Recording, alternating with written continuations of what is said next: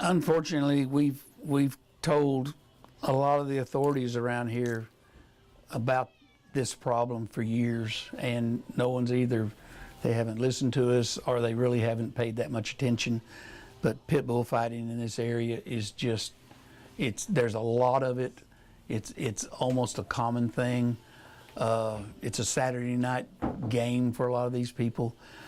Saturday afternoon, we got a call saying that there was a pending bust at one of the pit bull.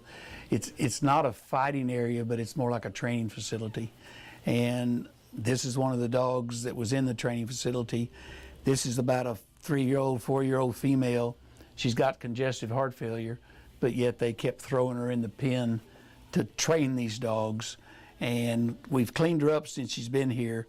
You can see all the scars she's got, all on her neck, all on the leg, because the pits and all, they'll focus on the neck and trying to rip the jugular and the carotids out, and that's how they kill them.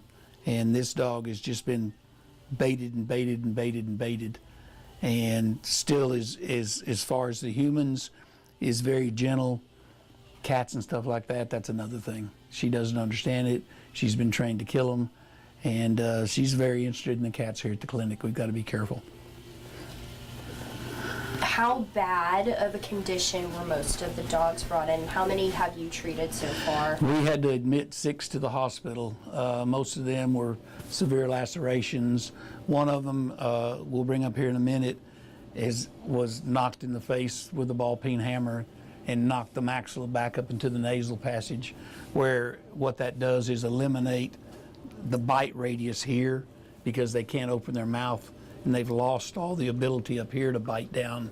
So they're still great bait, and they can be very aggressive with the dogs that they're training, but they can't hurt them. But you've got to hurt the bait dog to not hurt the fight dog, because it's a training deal. Obviously this issue is very close to your heart, and I know we've talked about it before, that this is a problem and it goes underreported, and authorities, haven't been the most aggressive in terms of finding these cases and going after them. So after a bust like this happens, how does that make you feel as someone who is now taking care of these animals? Oh, I'm tickled to death that they've finally moved on some of these places. But the problem is, in this type of recreation, there's a lot of money that exchanges hands. There's a lot of money when you go to the actual pit bull fighting arenas. There's a tremendous amount of money that exchanges hands, and it's a big deal. And they really don't, I know, they really don't care what happens to these animals. That's how they make their money. I mean, how do you think about these people who can do this to animals? What do you think? Well, it kind of goes back to the old gladiators in the Colosseum. I don't see what in the hell those people were thinking. They send humans out there with the lions and all. Maybe if we did that to the people that got arrested, some of this might calm down and you wouldn't see as much of it. But you've got to be of a certain mind and a certain state to be able to do stuff like this and just not have it affect you.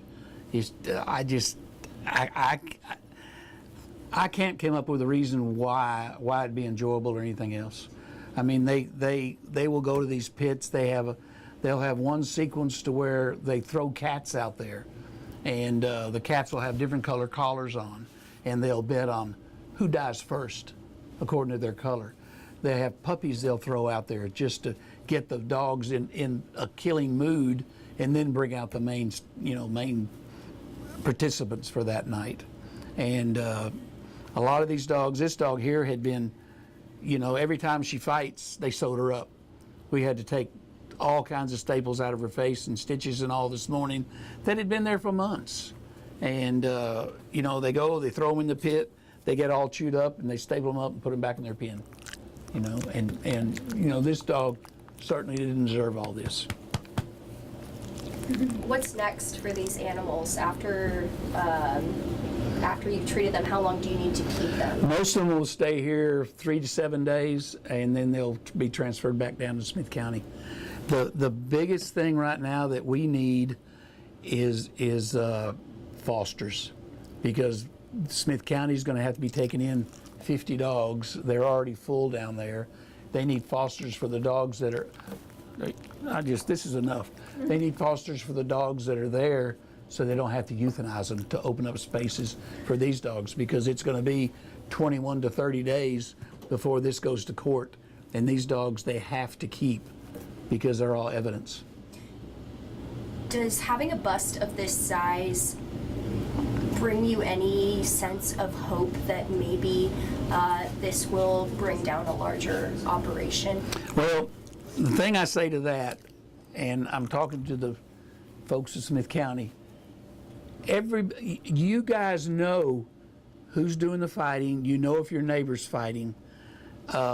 All you've got to do is pick up the phone and make an anonymous call, and let them know what's going on. Let them know an area of concern. It's not going to cost you a penny, and there's not going to be any retribution on you, because it's all anonymous. But the people in the county that have an inkling of what is going on, they're the ones that need to step up and let the authorities know who, when, where, and why. There's just no excuse for this, and there's no excuse for the people in the county to go, oh, well, I don't want to get involved. That's crazy. I mean, look at this. This shouldn't happen to, I can't think of anything this should happen to.